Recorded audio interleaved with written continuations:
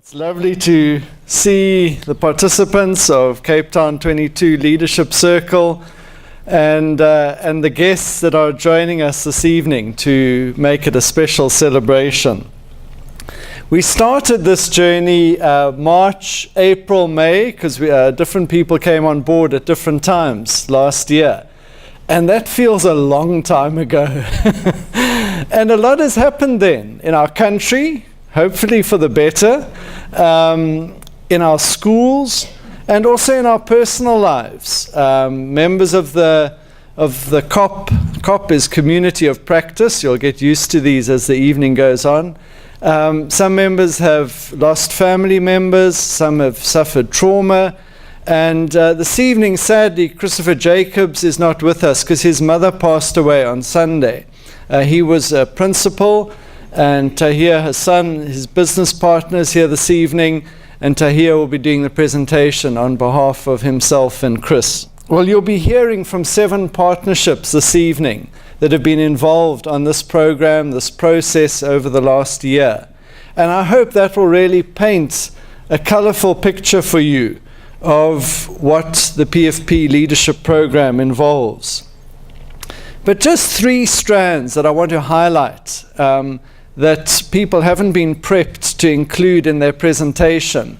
But I think you will glimpse it as people share their stories. The first is it involves a personal development process, both for the principal and for the business partner. It's a mutual learning experience, and I'm sure that will come through this evening.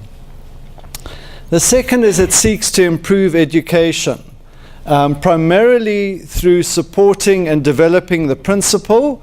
And so it's a leadership program which empowers the principal, but that cascades down into different aspects of the school.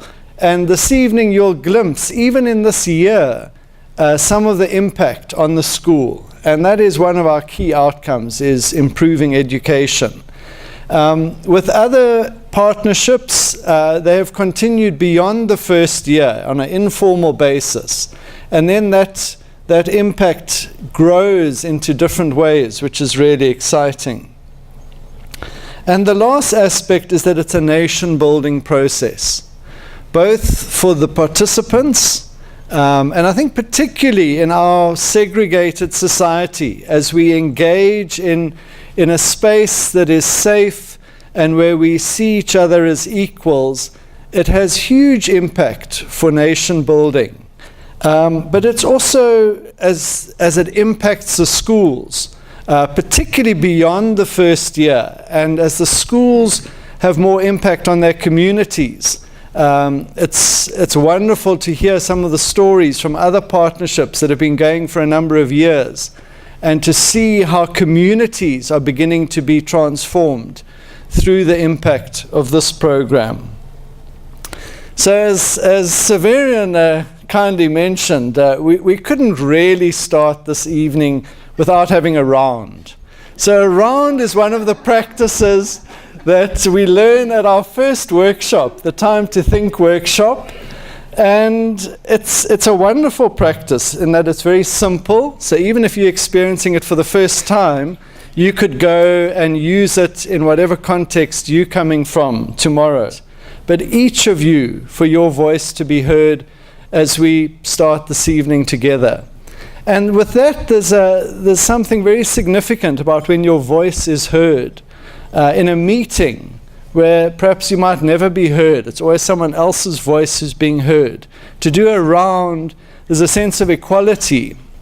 And it also, we try and sort of bring equality of airtime.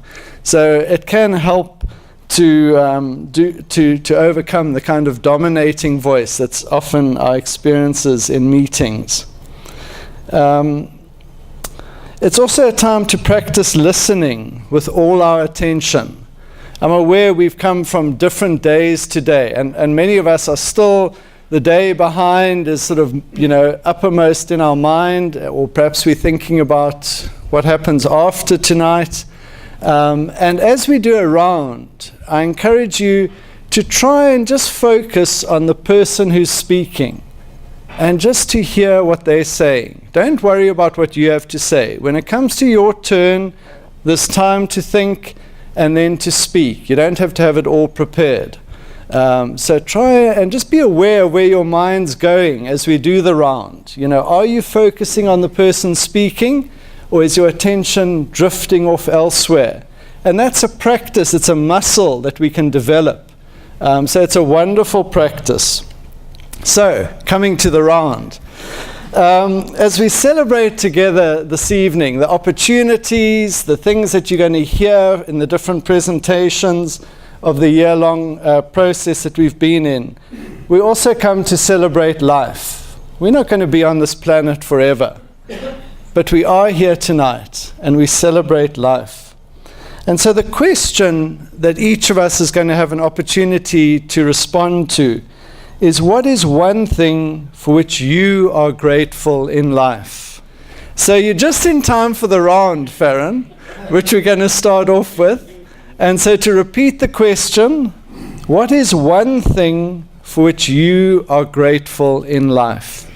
Good evening, everyone. I'm grateful for having good people in my life.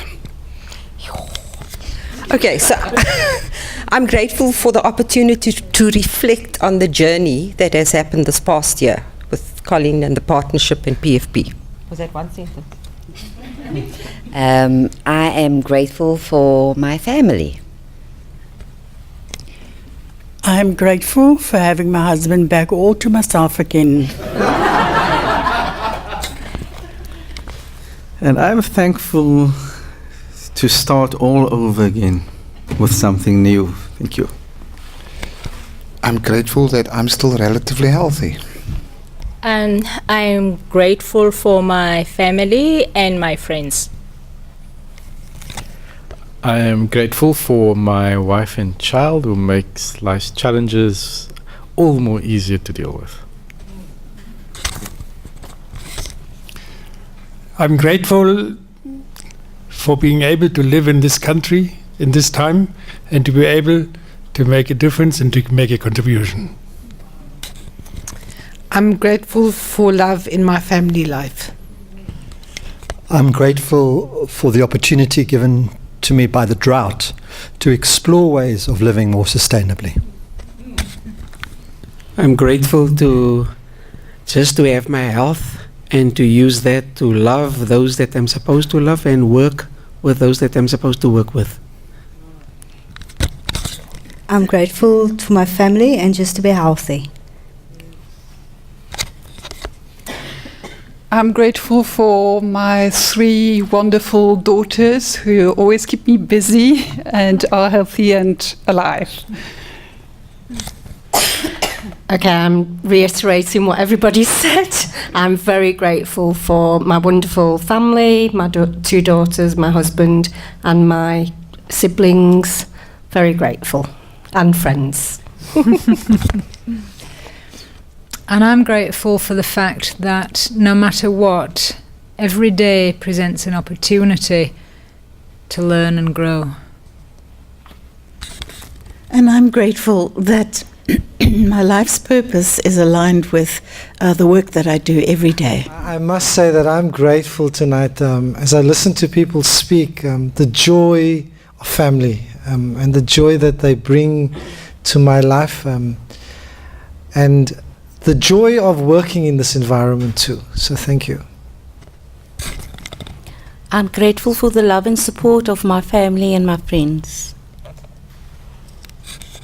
Evening, everyone. I'm grateful to our Creator and to my guest that was here before me and to my partner that arrived and all the interesting people that I've met.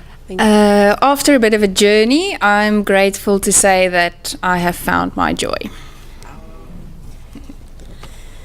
I'm grateful for the unbelievable people that I've met in my life and for the challenges and the joys that we have in our country. And I just see an enormous, wonderful, astounding future for us. I'm grateful for life itself and nature. It's something that we can enjoy, especially here. Yes. I asked a question this morning to my learners, and the one girl, he said, I'm grateful that I'm drinking water, but I'm grateful that I'm a grandma, and he's 2 years old today.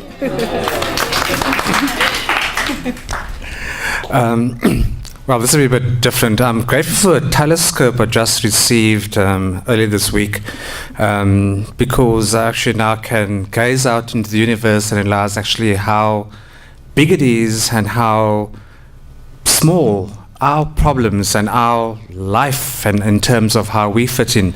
And I just think like, wow, it's like really, I'm grateful for that, that there's a bigger picture out there for us. I'm grateful to be a South African.